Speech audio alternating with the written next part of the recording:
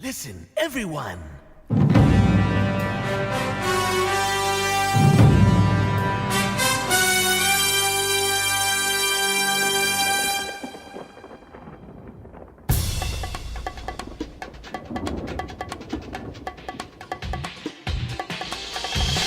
김용민 라이브.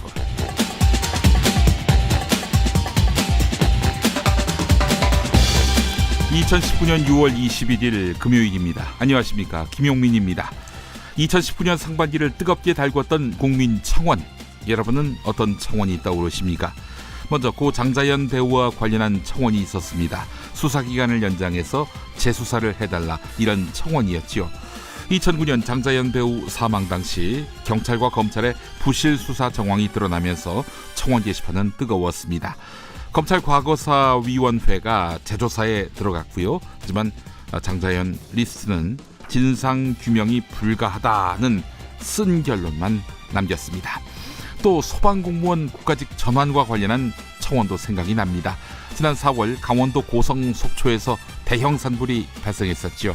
그때 애썼던 전국 소방관들의 노고를 인정하면서 소방공무원을 국가직으로 전환해달라, 이런 청원이 있었는데요. 하지만 소방공무원 국가직화는 결국 국회벽을 넘지 못했습니다. 역시 쓴맛만 남겼습니다. 그리고 국민청원제도가 시작된 이래 가장 많은 인원이 참여한 이 청원도 기억납니다. 일명 자유한국당 해산청원, 무려 183만여 명이 참여했는데 이 청원 역시 어떤 답도 구하지 못했습니다. 2019년 상반기 우리 국민들은 그 어느 때보다도 뜨겁게 묻고 뜨겁게 요청했습니다. 하지만 결과는 빈손이었습니다. 오늘 다시 이런 질문을 대한민국에 던져봅니다. 국민의 뜨거운 열망, 이제 대한민국은 그 답을 해야 할 때다. 당신의 저녁은 아침보다 똑똑하다. 여기는 김용민 라이브입니다.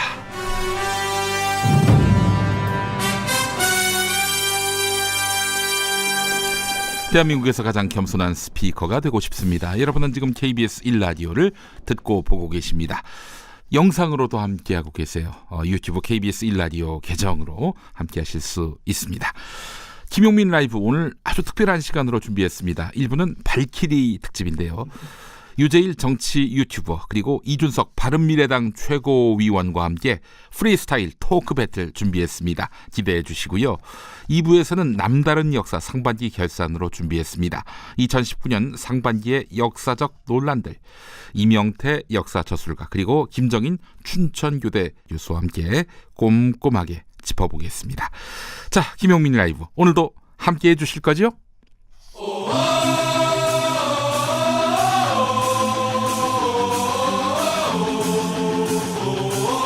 김용민 라이브.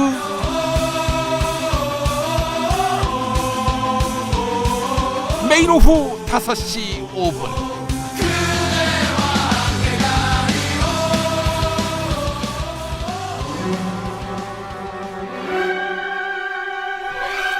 세상을 보는 눈을 발키리, 하루에 한 가지 깨달음. 오늘은 발키리 특집으로 준비했습니다. Ladies and gentlemen, welcome to 김용민 라이브. 지금부터 프리스타일 토크 배틀 대한민국을 발키리 시작합니다. 오늘 함께할 토크 선수 소개합니다.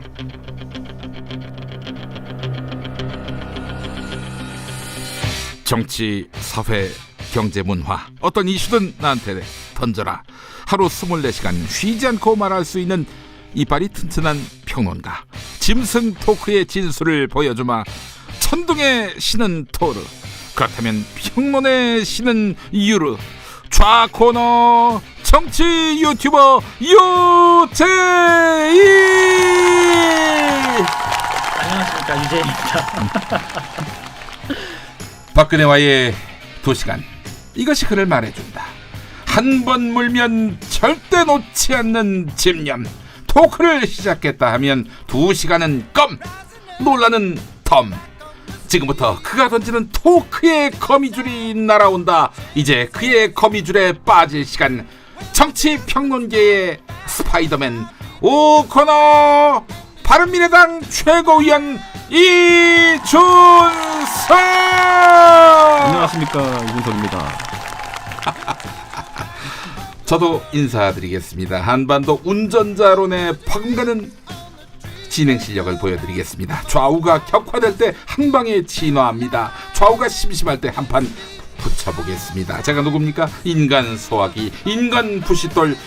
오늘의 링 위의 심판 레프리 김용민.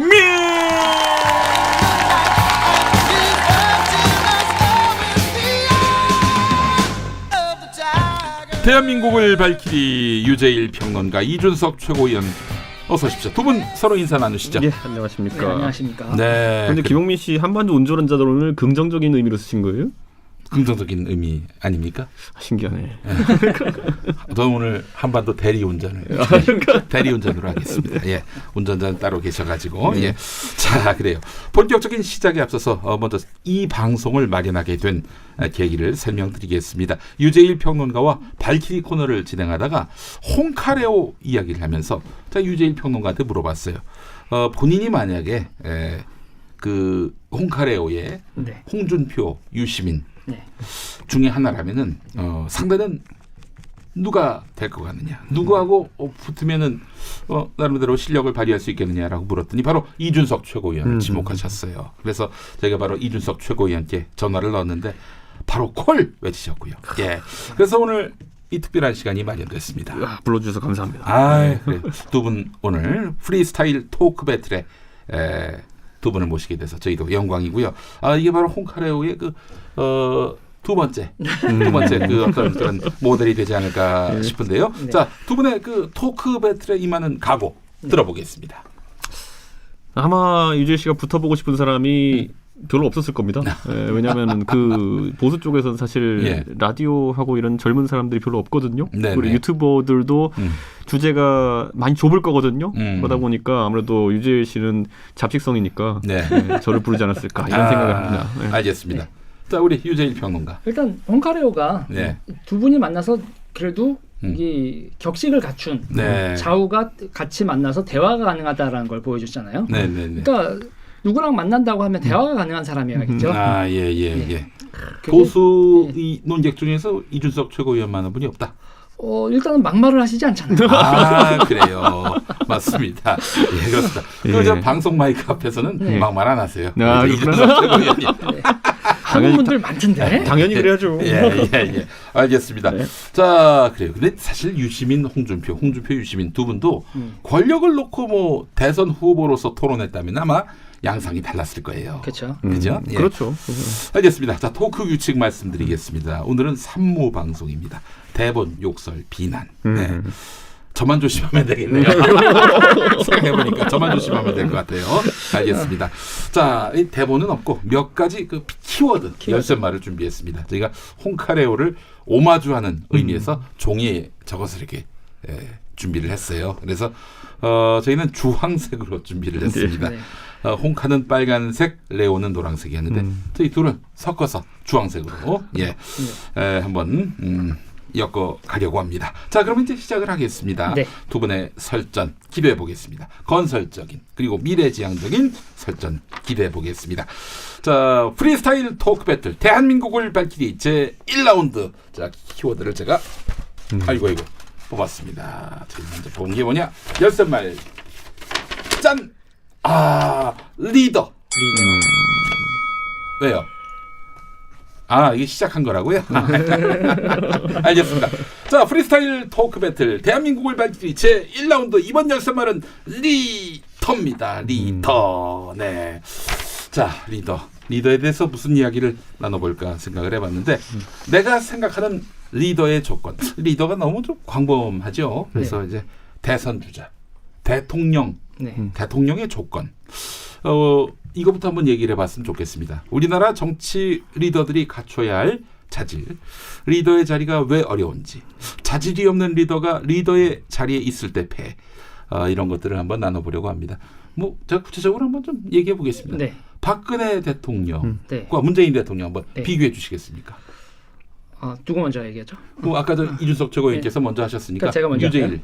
평론가부터. 일단은 저는요. 네. 저는 이제 정치인 얘기할 때 제가 네. 이제 했지만 선전, 네, 조직, 네, 전 기준이 있어요.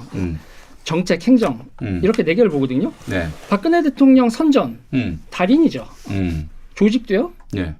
뭐 충분히 친박 조직 갖추고 있었고요. 네네. 정책이요? 네. 있었나요? 아 정책이 없었다. 그리고 그 정책을 수행하는 행정이 제대로 있었다고 볼 수 있을까요? 그러니까 저는 이게 선전하고 조직의 정치인이었다. 박근혜 대통령. 네네. 그렇게 생각을 해요. 그리고 이제 한국 정치의 가장 큰 문제는 이 정책하고 행정으로 넘어오지 않죠. 리더한테 그냥 선전 잘하고 네. 대중 선동 잘하고 그리고 조직만 갖추고 있으면 정치인으로 성공을 하잖아요. 예, 예. 뭐 정책이나 행정은 그냥 대충 얼버무리고 남 탓하고 예. 니네가 잘못했으니까 니네가 잘못한 거 물려받았으니까 문제가 있는 거 아니야? 네. 서로 양 당이 적대적 공정관계에서 상대를 원망하면서 서로 발목 잡으면서 그렇게 진행되고 있으니 네. 결국은 정치에서 정책과 행정은 사라지고 선정과 조직만 남는 거 아니냐? 그렇게 보죠. 예.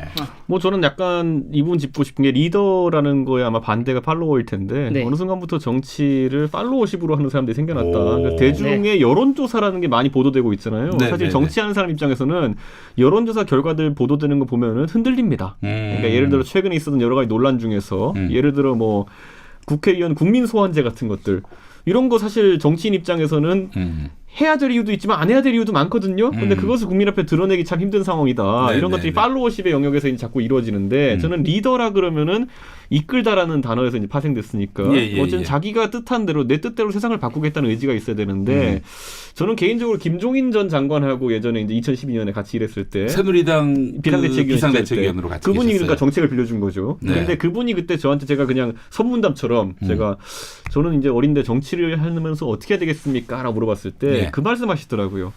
내가 뜻한 대로 내가 세상을 바꾸고 싶으면 정치인이다. 근데 당신이 정치를 하고 싶어가지고 세상이 원하는 대로 당신이 바뀌면 그거는 정치꾼이다. 그러니까 저는 그 맥락에서 봤을 때 네. 과연 사명감과 내가 권력을 잡아야겠다는 의지가 어디서부터 나오는가에 따라서 리더가 갈릴 것 같은데 네. 저는 박근혜 대통령 같은 경우에는 그 카리스마는 셌는데 네. 이런 표현을 할게요. 제가 사실 좀 가업처럼 생각했던 게 있는 것 같아요. 아 대통령직이 가업이다. 그러니까 아버지의 영광을 이어서 당선되기도 했거니와 음. 아버지의 것을 계승하겠다는 의지가 좀 많이 강했고 아버지의 명예를 되살리겠다는 의지가 강했기 때문에 정책은 후순이고. 그렇기 때문에 아까 말했던 것처럼 네. 카리스마는 강했지만은 그 조직도 있고 카리스마도 선전도 잘 됐지만은 반대로 목표의식 자체가 국민이 원하는 바와 좀 달랐다라는 측면이 좀 있을 것 같아서 그게 리더십의 한계였다. 저는 이렇게 보는 것이고 네네. 문재인 대통령께서는 저는 이제 소위 말하는 준비된 대통령이냐 있어가지고 아쉬운 지점이 있다고 한다면은 그분의 정치 인생도 그 돌발적으로 시작되었다. 저는 이렇게 굳이 생각하는 게 오히려 과거에 노무현 대통령 계실 때 네. 정치를 하겠다면 로얄 로드를 걸을 수 있는 길이 있었는데 그때 차근차근 준비를 하신 게 아니라 그때 노무현 대통령이 비극적인 서거 이후에 여러 이제 노무현 재단이라든지 이런 일을 보게 되다가 예. 어느 정도는 이제 2012년 대선을 앞두고 이제 기획이 되어서 이제 올라온 그런 분인데 저는 굉장히 거기에 잘 적응하셨음에도 불구하고 반대로 집권하신 뒤에 보면은 본인의 철학이라는 게 저는 아직까지 경제 철학이나 이런 게 있어가지고 명징하진 않았다. 네. 자 문재인 대통령 어떻습니까? 선전 조직 네. 이런 건 있었지만 정책은 없었다는 그 비판으로부터 자유롭습니까? 자유롭지 않습니까? 저는 일단은 네. 이 지금 박근혜 대통령하고 네. 문재인 대통령도 네. 그 앞에 예. 노무현 대통령하고 박정희 대통령이라는 그림자가 너무 커요. 네. 너무 크고 그 상황에서 독자적으로 정치를 하기에 예. 그리고 이제 아까도 얘기했던 거예요. 지금 팔로우십이 선명성을 너무 강조해요. 아. 선명성을 강조한 상태에서 정치인들이 예. 소신대로 일을 하기가 너무 어려운 상황이고 네네. 그리고 이제 지금 상태에서 저는 문재인 정부에서 벌어지는 거에 있어서 아까 이 정책이나 행정이라는 이런 부분에 있어서 그러니까 앞 정부의 이 일을 갈무리가 되지 않은 상태에서 지금 시작을 하고 2년이 지났다는 거예요. 그러니까 저는 문재인 정부의 행정이나 이 정책에 있어서는 지금 이 2년이 온전히 이 정부를 평가하는 데 있어서 충분한 시간이었나. 예.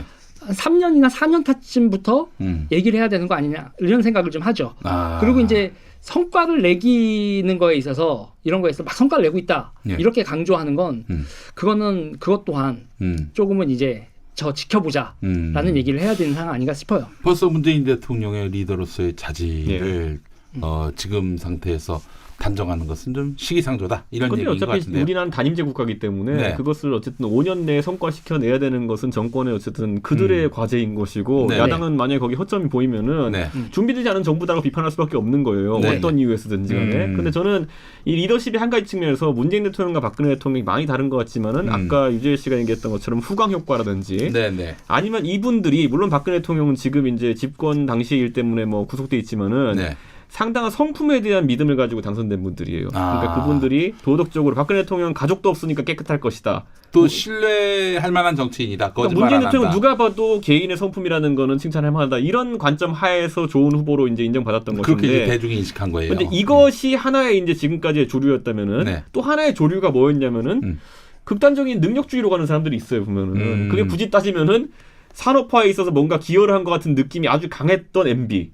그리고 지금 뭐 예를 들어 성남시장이라는 기초자치단체를 이끌면서 더 큰 걸 경영할 수 있었던 느낌을 줬던 이재명 시장 이렇게 되는 거거든요. 네네네. 이게 뭐 굳이 차이점을 찾자면 많겠지만은 저는 그게 두 가지 분류가 나뉜다 봐요. 그러니까 네. 성품과 인간성에 대한 지지와 그리고 능력치에 대한 지지라는 거거든요. 네네. 굳이 뭐 트럼프를 분류하자면은 아마 후자에 가까울 거예요. 네. 저 사람은 경제인 출신이니까 경제 살릴 거야. 그리고 뭐 한 말은 지키는 느낌이 있어. 뭐 이런 정도일 텐데 저는 이 측면에서 우리나라의 리더십이라는 게 하나의 트렌드가 이제 좀 잡힐 것이다. 네네. MB에서 박근혜로 갔던 게 무엇 때문이었겠습니까? 바로 그런 식의 내가 다 해봤으니까 내가 할 줄 안다는 독단적 리더십에 반대해서 이리로 갔던 것인데 또 그 다음엔 또 박근혜 대통령이 그런 또 안타까운 모습 보이고 이제는 또 문재인 대통령의 그 모습에서 다음에 어디로 갈지에 대해 가지고 한번 미리 고찰해 보면 재밌겠죠. 그러니까 저는 그래요. 그러니까 이 박근혜 대통령이 박정희 대통령의 후예다라고 한다면 네. 그러니까 박정희 대통령이 가지고 있는 후광 중에서 경제 성장, 자주국방 네. 이런 부분이 조명이 돼야 되는데 네. 그러면 이제 박근혜 대통령의 그쪽 분 우리가 경제 성장을 잘하고 있을까? 신규 산업 네.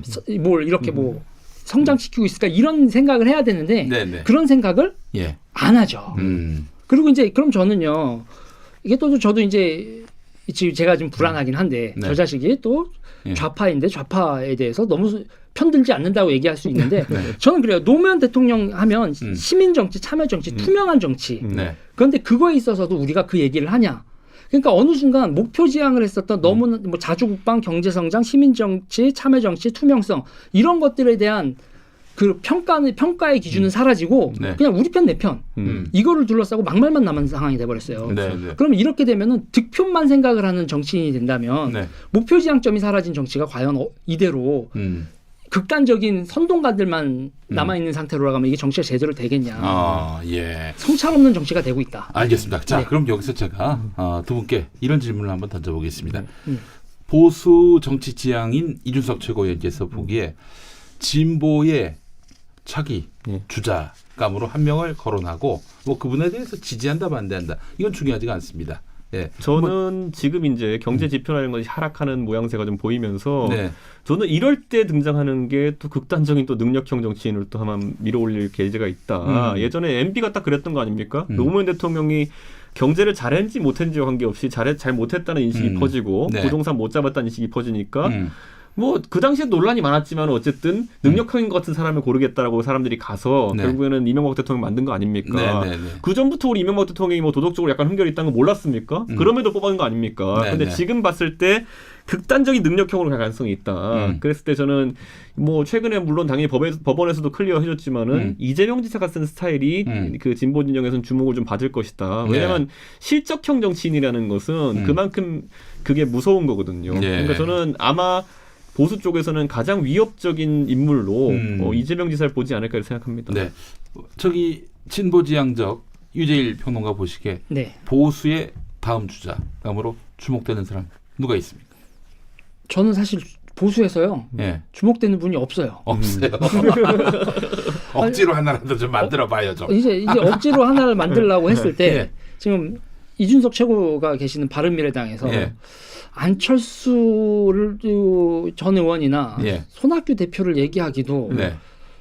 그 앞에 계시면 에이 아니에요 그럴 것 같고 아 저는 겸허하게 받아들이겠습니다. 그렇다고 이제 황교안 대표를 얘기하기에도 그냥 예. 이제 보수에서 현재로서는 황교안 대표죠. 네. 그러니까 누가 봐도 황교안 대표인데 네. 누가 돼도 황교안 대표인데 이쪽 그러니까 그쪽에서는 그렇지만 이쪽에서 보기엔 죽었다 깨어나서 30%를 못 넘을 것 같은 거예요. 그러니까는 중도 외연 확장을 포기한 것 같은 모습을 보여주기 때문에 황교안 대표가. 예, 그러니까 과연 결국은 총선이면 또 모를까 네. 대선은 50% 싸움인데 예. 50%를 보수해서 할 수 있는 후보가 현재 있나?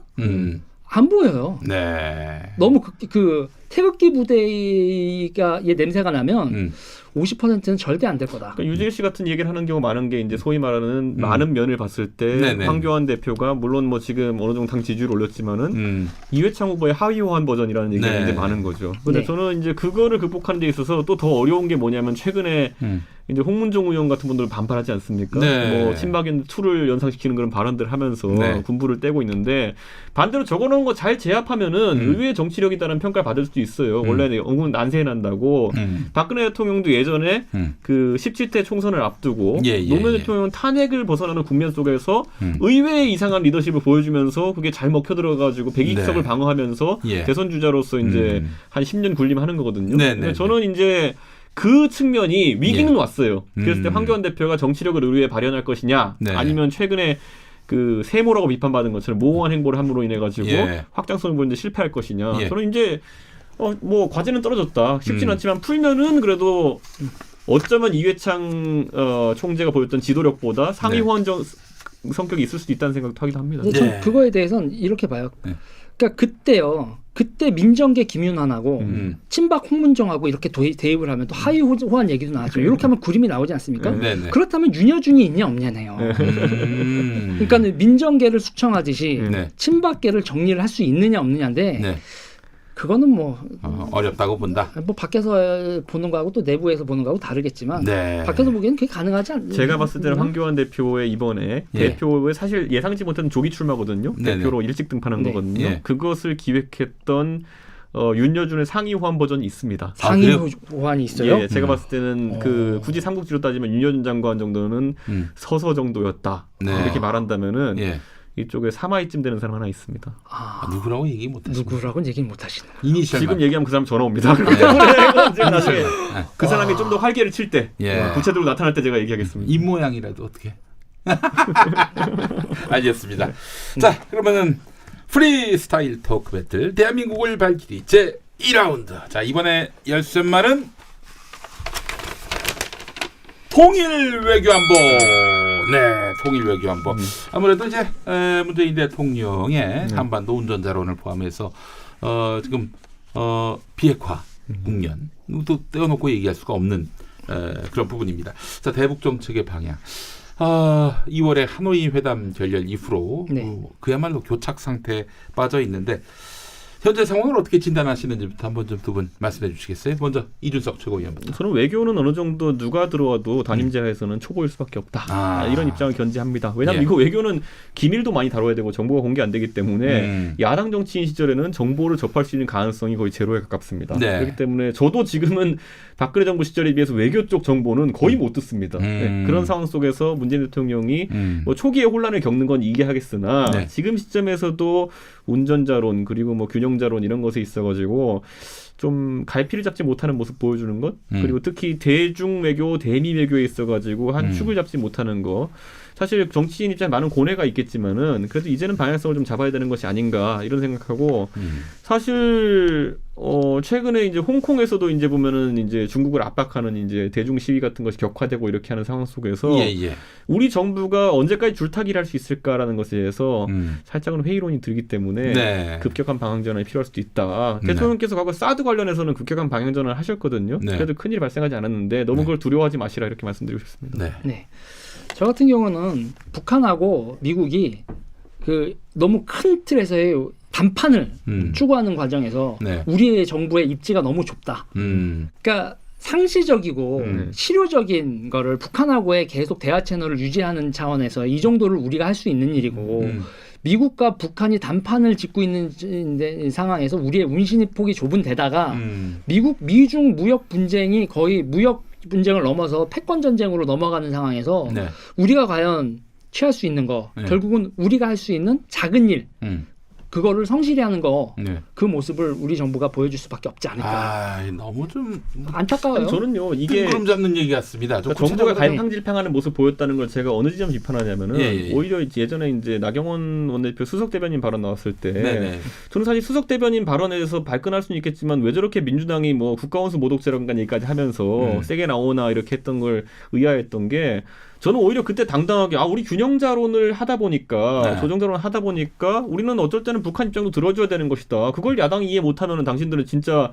국정운영 방해하려는 것이다라고 치고 나갔으면은 지금의 스탠스에 대한 부분이 좀 정리가 될 텐데 왜냐하면 전 이걸 한번 언급하고 싶은 게 과거에 노무현 대통령이 그때 뭐 남북 정상회담에서 무슨 발언했는지 갖고 이제 NLL도 그렇고 막 까자는 얘기 나왔는데 그때 나온 내용 중에 제가 가장 흥미롭게 봤던 건 뭐냐면은 김정일에게 뭐라고 했냐면은 나는 이제 외국 가서 정상들 만날 때 노무현 대통령께서 때로는 북한의 변호인 역할도 하고 대변인 역할을 합니다라는 얘기를 했어요. 근데 그 당시 생각해 보면은 그 발언 때문에 어떤 논란도 일어나지 않았어요. 그 안에 그 내용이 있었는데 왜냐?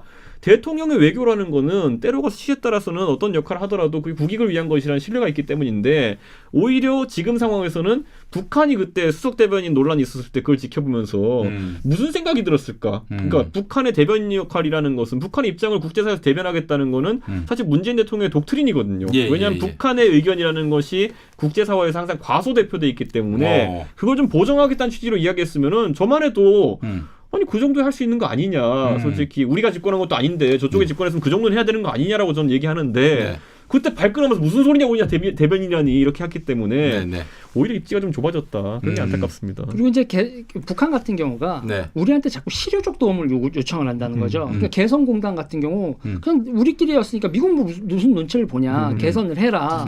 그리고 이제 뭐 이제 지원을 해달라. 이런 거에서 지금 우리 정부가 북한한테 공식적으로 대놓고 도와줄 수 있는 상황이 아니라고 하면 그러면 북한한테 도움을 주는 이런 작은 행동들 그러니까 지금 이 접경 지역에서의 도움 같은 걸 얘기할 때 뭐 백신 같은 게 간다거나 질병 치료제가 간다거나 이런 부분들에서 벌어지는 게 뭐 소방 장비를 투입을 시켜준다라는 거. 그래서 북한한테 너희가 원하는 경제적으로나 실질적인 도움을 주는 걸 우리가 이렇게 간접적으로 명분을 만들어서 이런 식으로 해줄 수밖에 없다 정도의 상황인 걸 북한도 좀 이해를 해줘야 되는데 북한은 도 아니면 뭐 이런 식으로 접근을 하게 되니 우리 정부가 이 상황에서 이렇게 작게밖에 얘기할 수 없는 상황이 되는 거 아닌가. 큰 틀에서의 개성공단 오케이 하자. 미국이 가만히 있겠어요?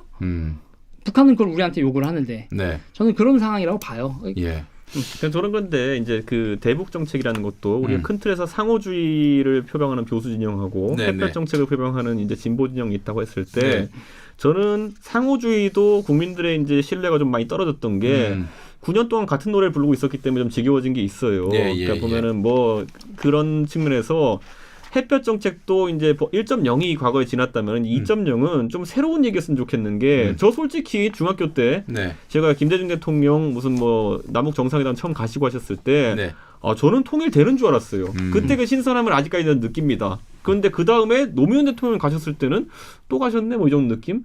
최근에 문재인 대통령 가셨을 때는 이번에 20대는 열광했죠. 왜냐면 처음 보니까. 그건 저 같은 경우에는 또 가셨네? 뭐 이 정도 느낌. 그렇다면 2.0이라고 했을 때 저는 개성공단 같은 것들도 저는 처음에 그 할 때는 획기적인 생각이다. 그 당시에 처음 됐을 때는. 근데 지금 와서 보면은 한계점들이 좀 드러났거든요. 이제 그 결쳐지면서 예를 들어 북한이 저렇게 토라져 버리면 어떡하나.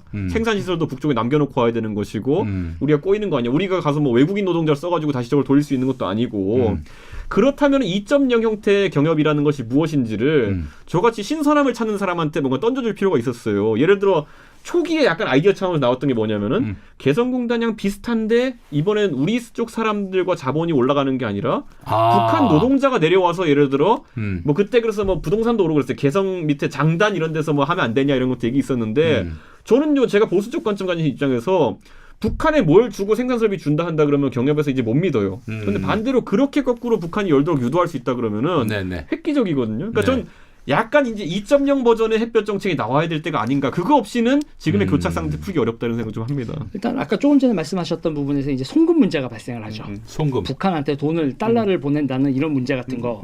그리고 이제 저는 보수 진영한테 하나 궁금한 게 예. 개성공단 박근혜 정부 시절에 네. 있었던 개성공단 폐쇄가 네. 잘못된 정책이다라고 자기들이 잘못됐다는 그런 반성을 통해서라도 이런 개선의 여지를 열어주는 출구를 열어주는 거 그런 건 절대 북한의 없겠죠. 핵실험으로 인해서 개성공단을 네. 박근혜 정부가 이제 폐쇄를 했는데 그것은 잘못됐다라고 그때 보수 진영에서 핵실험이 아니라 뭐 지뢰도발 이런 것들도 있었고 해가지고 그 네. 당시에는 그런 어떤 사유가 있었는데 저는 그래도 그때 노출된 건 아까 말했듯이 네. 개성공단의 구조적 문제점들이 좀 노출됐다. 그러니까 우리가 원래 기획했던 거는 경제적으로 북한을 볼모 잡겠다는 취지가 굉장히 강했는데 네. 거꾸로 우리 기업들이 볼모 잡힌 상황들이 발생한다. 요 지점이 해소가 안 됐기 때문에 보수 쪽 사람들은 아직까지도 폐쇄 조제가 잘못됐다는 생각까지 이르진 않아요. 잘못했다고 생각을 안 한다. 그렇게 되죠. 그럼 저는 궁금한 것 중에 하나가 보수의 대북 정책은 뭐예요? 그러니까 저는 상호주의. 상호주의. 네. 그러니까 그러니까 북한 정부를 붕괴시키겠다 이런 네오콘식의 사고 방식은 아닌 건가요?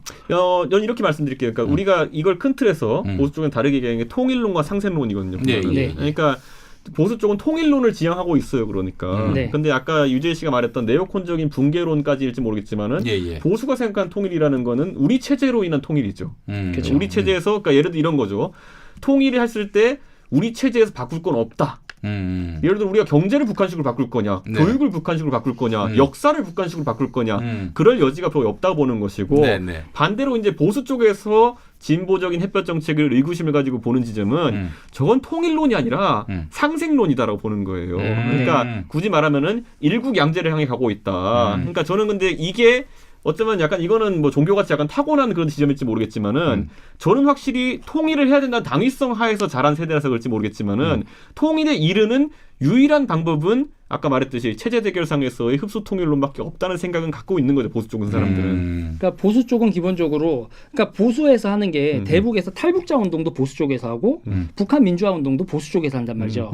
그러니까는 북한 정부의 리더십이 붕괴되고 이게 볼튼도 그렇게 생각을 한다는 거 아니에요. 북한의 비핵화의 가장 확실한 방법은 남한에 의한 흡수 통일이다.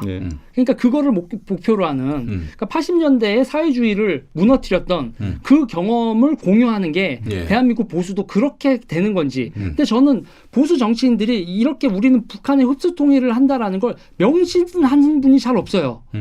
뭐 핵무장을 해야 된다 이런 얘기들을 하는데 우리의 목표는 북한 리더십을 붕괴하고 80년대 동구사회주의권 무너지시 북한을 무너뜨리고 그렇게 흡수하는 게 우리의 통일 정책이다라고 명시적으로 얘기하시는 분은 없는 것 같아요.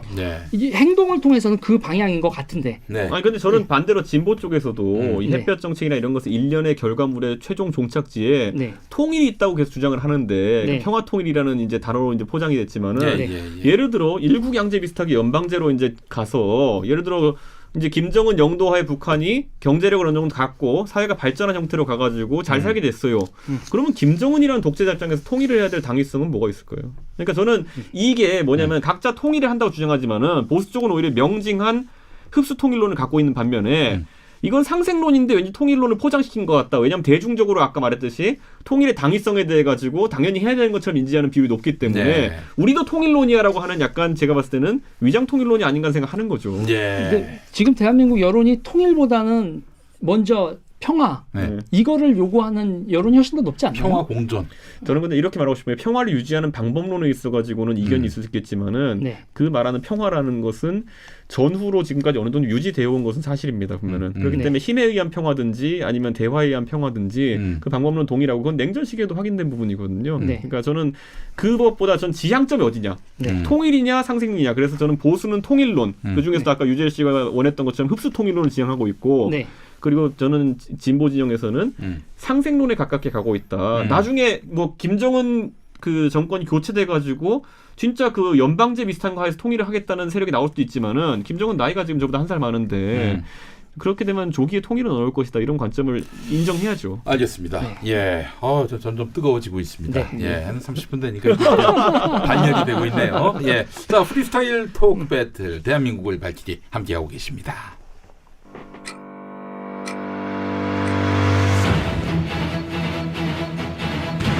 대한민국을 밝히리. 한국 정치와 시사의 젊은 미래. 이준석 바른미래당 최고위원, 유재일 정치평론 유튜버와 함께하고 있습니다.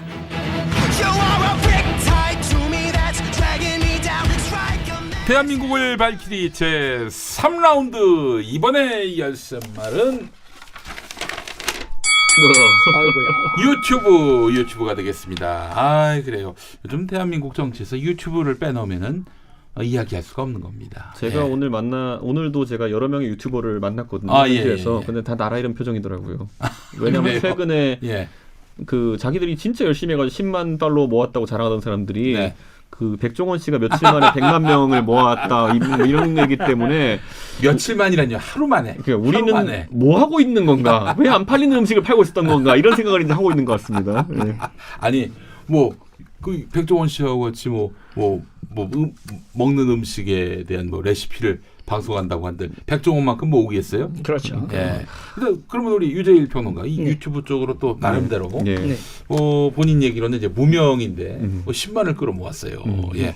자 백종원은 어떻게 100만을 끌어모을 수 있었는지 그 얘기부터 한번 해보겠습니다. 일단 저는요. 예. 백종원 씨가 100만이라고 하지만 예. 뭐 제이플라 같은 분은 또 300만 뭐 그리고 이제 보겸 씨 같은 경우가 300만이 넘죠. 그렇죠. 네. 그러니까 저는 뭐냐면 보겸이 보겸 TV라고 있어요. 예. 저는 어떤 내용입니까? 게임하다가 이제 그냥 브이로그예요. 그냥 별의별 거 다 해요. 버라이어티 채널이죠. 버라이어티 알겠습니다. 예능입니다. 그러니까 예. 예능을 이길 수가 없어요. 네. 알겠습니다. 그러니까 이게 예전에 우리가 이제 종합편성 채널이 처음 생긴 다음에 네. 종합편성 채널들이 1% 시청률대를 기록하기까지는 정치가 네. 매니악하게 이제 좀 작용을 했지만은 네. 그 이상 죽었다 깨나도 안 올라가는 그런 한계가 있었거든요. 그렇죠. 그다음에 예능으로 넘어갔더니 이제 그 채널이 좀 나아지고 이런 게 있었는데 네. 그만큼 대한민국의 정치라는 것은 매니악한 시장이 되어가고 있는 것 같다 이런 생각 좀 합니다. 소수의 그러니까 뜨거운 왜냐면 지지자들. 국회 하는 걸 보세요. 정치 혐오증이 생길 수밖에 없는 상황이기 때문에 그런 측면이 있는 거죠. 그리고 지금 우리가 토론을 하면서도요. 이게 이런 압박이 들어와요. 웃겨야 한다. 싸워야 한다. 싸우고 뭐 정치 예능 이게 WWE도 아니고 네. 레슬링도 아닌데 재미 요소 싸우든지 뭐 얼굴이 불켜지든지 뭐 이런 거를 요구하는. 그러니까 이게 그 홍카레오 아까 우리가 그 모티브도 얘기했지만은 홍카레오를 보고 나서 많은 사람들이 기대했던 거는 네. 요즘 이제 정치 시사 예능 하는 것처럼 예. 말을 하면은 좀 괜찮은 말하면 어디서 그 펀치라도 한 방 빵 나오는 CG 효과 같은 것도 있고 이런 네. 것에 적응된 그런 시청자들이 단순 대담 방송에서 네. 생각보다 홍카레오 그 방송이 파급 효과 크지 않았던 것도 예. 사실 그런 걸 의미하는 거죠. 그렇죠. 그러니까 요새는 우리나라 예능 같은 경우도 우리만의 나라만의 특징이라고 하는데 자막을 다 해서 웃을 포인트가 어디까지인지 얘기해주고 웃음도 넣어서 유도까지 하죠. 예. 너무 친절한 예능이죠. 알겠습니다. 그 유튜브 얘기가 나온 김에 네. 네. 또 백종원 씨 얘기도 했었는데 네. 짧게 백종원 씨가 왜 100만을 모았을까? 일단 예능이고요. 예. 예능이고 사전에 예. 일단 지금 이제 먹방 있잖아요. 네네. 트렌드에 맞는 내용을 유명 인사가 하니 네. 터질 수밖에 없죠. 아 그래요. 근데 사실 그 정치 분야 유튜브 그 노무현 재단 네. 유시민 전 장관이 했던 그 지금 알릴래요. 하고 있죠. 알릴레오. 네. 그게 한 80만 되죠? 네. 예. 그게 최고죠. 네. 최고 구독자 수. 네, 뭐 JTBC가 뭐 지금 100만을 바라보고 있지만 네. 뭐 그건 이제 뭐 그걸 채널이고. 빼놓고 예. 유튜브만으로 하고 있는 거로 보면 지금 현재 최고죠. 근데 사실 뭐 게임 방송 하시는 분들, 브이로그 하시는 분들 뭐 100만, 200만, 300만은 뭐 기본인데 그쵸. 왜 정치는 이게 많은 겁니까? 적은 겁니까? 80만이 지금 국내 최고 기록 아니에요. 저는 정치가요. 그러니까는 그래요. 그러니까 낙곰수 멤버가 앞에 계시지만 낙곰수가 만약에 유튜브 팟캐스트가 아니라 유튜브를 했다면 200만, 300만까지 갔을 거라고 봐요. 왜냐면 예. 재밌었거든요. 음. 그러니까 지금 유튜브에 대해서 이제 많은 분들이 뭐 정치에 대해서 여러 개 얘기하지만 이 구독자 모으는 데서 가장 핵심은 재미예요, 재미. 재미가 중요하다. 예. 근데 사실 저는 이런 생각해요. 낙곰수도 저던 그 당시에 제가 정치 가 시작했을 때 이제 그게 태동하던 시기였기 때문에 네. 기억나지만은 신선해야 돼요 어느 정도는. 그쵸. 근데 지금 이제 유튜브는 과당 경쟁 수준에 들어간 겁니다. 지금 보면은. 지금요? 아까 제가 종편 채널도 한계가 느껴졌다고 했던 게 네. 똑같은 형식 사회자 앞에 놓고 왼쪽 오른쪽 한 명씩 앉아가지고 말하는 내용의 형식만으로는 신선함을 가질 수 없었던 것이고 네네. 백종원 씨는 그 유튜브 재미없는 시장이 되어버린 곳에 예. 신선함을 가져왔다고 생각하기 때문에 이제 파격이 된 거죠. 그러니까 그렇군요. 저는 아마 정치 콘텐츠 같은 경우에도 조금은 네. 달라질 필요가 있다. 저는 예. 생각합니다. 그렇죠. 정치평 컨텐츠는 그러면서 점점 자극적으로 되고 공포, 뭐 이런 공포를 너무 확산하는 경우도 많아요. 뭐 예를 들어서 아무개가 당선되지 않으면 뭐 아무개가 당선되면 뭐 북한이 이런 나쁜 일이 발생한다. 뭐 이런 남한이 것들로. 공산화되고 있다. 뭐 이런 내용들. 예, 그래요. 알겠습니다. 자, 그렇다면 이제 총선입니다. 이제 내년 네. 4월이요. 이제 큰 또 정치 시즌이 돌아왔는데 네. 그 유튜브가 총선에 미칠 여파 어떻게 전망하세요? 저는 이제 팔로워 체제라는 것 자체가 네. 저는 이제 사실 내가 어느 정도 공감하는 사람들의 것을 많이 듣는다는 얘기이기 때문에 네. 생각보다 이 지난 선거들에 있어서 트위터가 영향을 미쳤냐에 있어서 많은 선거 전문가들은 그다지 크지 않다. 그냥 내부에서 그 그래프를 그려봐도 예. 내부에서 도는 메시지들이다라고 얘기했던 것처럼 유튜브라는 것도 내부의 확산에 도움이 되지만 확장성에는 크게 도움이 안 될 것이다. 저는 이렇게 봅니다. 지지층을 결집하는 효과는 있어도. 그러니까 왜냐하면 생각보다 사람의 24시간은 한정돼 있기 때문에 예. 내가 좋아하는 거 듣고 나서 내가 좀 다른 곳을 섭렵하고 싶은 생각이 들 정도로까지 방송을 보기는 어렵거든요. 정치 네, 콘텐츠로. 네, 네. 그러니까 편식이 좀 심할 것이다 이런 생각합니다. 네. 저도 저에게 동의합니다. 네. 그러나 예. 그건 본선에 있을 때의 영향력이고 예. 각 당의 경선은요. 그렇죠. 경선의 영향력이 세서 그렇죠. 그러니까 각 당의 내부 싸움에 예. 끝을 보여주게 될 것이다. 저는 유진 씨 하는 말 맞는 게 제가 유튜브 안 하잖아요. 네. 왜냐하면 저는 제가 정치할 때 모델이 예. 경선이 쉬워도 당선이 어려운 곳을 고르겠다 이렇게 하는 게 있는 것이고 정치마다 모델이 좀 달라요. 네, 네, 그런데 네. 예를 들어 경선이 어렵지만 당선이 좀 쉬운 지역구에 가겠다는 사람들 같은 경우에는 내부자 결속이 중요하죠. 그러니까 그런 측면에서 유튜브가 역할을 할 수 있습니다. 자, 그래요. 내부자에게는 굉장히 위력적인 그런 그쵸. 미디어로서. 그런데 그게 우리 뭐 김용민 씨도 선거를 치러봐서 알지만은 네. 파지티브 메시지가 많을까요? 아니면 네거티브 메시지가 많을까요? 네거티브죠. 100%. 그러니까 그렇기 때문에 저는 유튜브가 아마 그런 쪽으로 좀 네거티브에 장이 될 가능성이 있다. 그래서 문제가 뭐냐면은 이 유튜브가 보는 사람만 보는 문제점을 넘어서서 확증 편향을 심화시킨다. 당연하죠. 가짜 뉴스에 대한 확증 편향을 심화시킨다는 점에서 이건 우려할 만한 여지가 있지 않은 거 아닌가요? 저희가 낙검수 보면서 우려 많이 했어요. 아이 그것도 우리는 뻥은 안 쳤습니다. 그러니까 제가 말하는 게 뭐냐면은 그 경계선이 이제 예. 가짜 뉴스는 진짜로 구속돼야 되는 거고, 네네. 근데 보통은 비약이라고 그렇게 표현하죠. A, B, C, D의 논리 구조가 있으면은 A랑 D만 있으면 B, C를 만들어낼 수 있는 게 사실 그건 허용된 범위거든요. 근데 그게 너무 재밌으면 듣는 거예요. 네. 예, 그런데 그 안에서 사실 그걸 고지고대로 받아들이는 분도 있어요. 보면은 이게 추론인데 실제로 받아들여가지고 가서 네거티브 하시고 하는 분도 있기 때문에 저는 네. 앞으로 그런 거 갖고 분쟁이 많아질 것이다. 왜냐면 이게 지금은 선거가 없기 때문에 명예훼손으로 다루거든요. 보면. 네, 근데 그렇죠. 공직선거에 들어가면은 선거법이 이제 적용이 공직선거법이 돼가지고 이게 엄청나게 첨예한 주제가 돼버립니다. 네. 이거 저는 질문인데요. 네네. 이렇게 지금 선명성과 진영 논리가 강화되고 있고 네. 그 내부 결속을 다지는 매체로 유튜브가 되고 있을 때 네. 바른미래당은 너무 불리하지 않아요? 그렇죠. 솔직히 불리하죠. 이게 네. 그 짠맛에 단련된 분들이 늘어나게 되면은 저희가 저염식 이런 거 팔아가지고 될 게 아닙니다. 저희가. 네. 그러니까 저희는 진짜 고민이에요. 그래서 예. 사실 하태경 의원도 꽤 짠맛을 이렇게 하는 분인데 예, 요즘 예. 자유한국당 분위기를 보면 이건 뭐 그냥 소금을 팔아요 그냥 이게. 그러니까 그러니까 저는 되게 재밌는 현상이 네. 여론조사 보니까 바른미래당이 6% 지지율이 나왔는데 네. 유튜브에서 보면 대한애국당한테 밀려요. 그러니까 그 조회수나 이런 그쪽 성향이 보이는 그렇죠. 거여서 그러니까는 저는 이준석 최고위원하고 이 네. 얘기를 하면서도 네. 맨 처음에 했었던 게 그러니까 보수 쪽에서 네. 유튜브 공간이나 이런 데에서 그래도 보수에서 덜 짠맛인데 보수 지지자들이 이렇게 결집돼 있던 유튜브에서 이렇게 맥을 못 추는 상황에 대해서 네. 어떻게 생각을 하시는지도 궁금했어요. 그리고 이걸 어떻게 극복을 할지. 바른미래당이 이렇게 양극단으로 가고 있는 상황에서 바른미래당이 중도 정당이잖아요.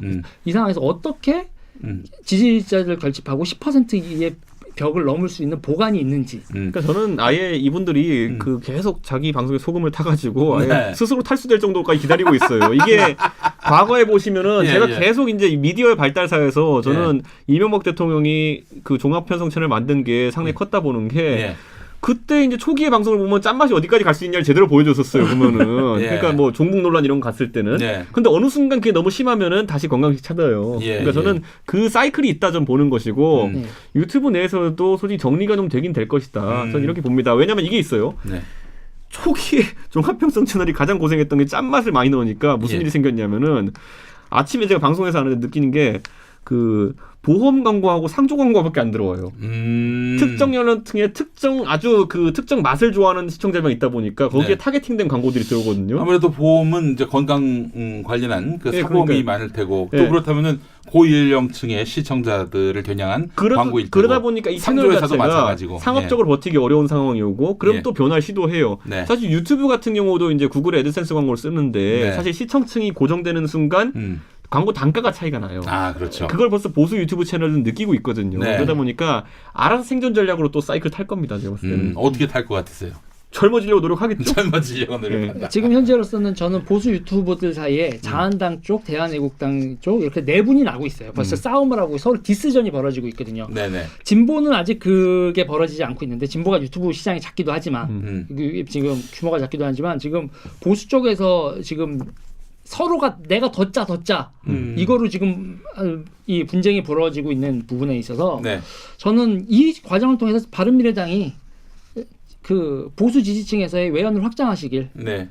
근데 제가 이거 기억하는 게 뭐냐면은 아마 바랍니다. 김용민 씨도 그 시절에 2012년에 할 때 네. 그때는 트위터가 비슷하게 새 싸움 많이 했었어요. 근데 그때 제가 참 놀라웠던 게 뭐냐면 그때 시발단 이런 것도 기억나실 거 아니에요. 그런데 그 소위 말하는 트위터리안 중에 파워 트위터리안이라고 하는 사람들이 생각보다 평소에 뭐 평론도 잘하고 하는 것 같지만은 그 정치인들의 밥 한 번 사주기 많이 넘어갔어요. 그러니까 이분들이 처음에 사심 없이 하다가 네. 정치인들이 손을 딱 성갑도 되기 시작하는 순간 오염이 되는 게 쟤네는 너무 보였거든요. 근데 지금 유튜버들도 제가 봤을 땐 보수 쪽에 있는 분들 중에 네. 이미 뭐 저랑 사석에 찍을 때 누구 의원이랑 밥 먹었다. 네. 누구 의원이 나 잘한다고 해줬다. 이런 얘기 하는 분들이 조금씩 생겨요. 근데 제가 그때 그분들 트위터리한들 오염되는 걸 너무 많이 봤기 때문에 네. 이분들이 그럼 방송할 때 사심이 들어가기 시작하는 순간부터 네. 이분들도 빠져나올 수 없는 그 욕에 들어갈 겁니다. 그래요. 정치인들에게 이제 관리를 그렇죠. 받는 그렇죠. 관리를 받는 그 유튜버들. 순간부터 평론의 순수성은 사라집니다. 아니 근데 왜 이렇게 유튜버는 보수가 많고 친보는 적을까요? 일단은 제가 봤을 때요. 네. 야당이 유리해요. 그러니까 야당이. 대한 매체들은요. 예. 그러니까 주류 매체들을 네. 집권당 편이라고 생각을 하기 때문에 네네.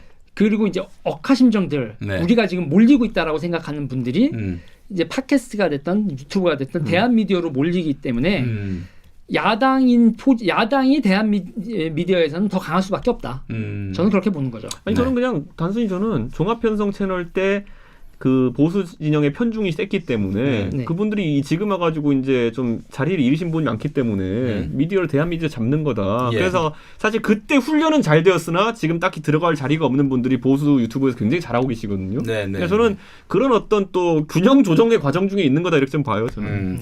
그러면 뭐 그분들은 지금 사실 방송 출연보다는 유튜브를 통한 수익이 더 크지 않을까요? 아닙니다. 제가 봤을 때는 아까 말했듯이 그 인공지능에 의한 광고 단가 문제도 있고 해가지고 지금 소위 말하는 우리 똔똔이라고 하죠. 네. 그러니까 이 제작 비용과 이게 수익이 맞아 들어가는 분이 많지는 않습니다. 아 그래요. 이게 또 제작비를 적게 쓰는 저하고 다른 점입니다.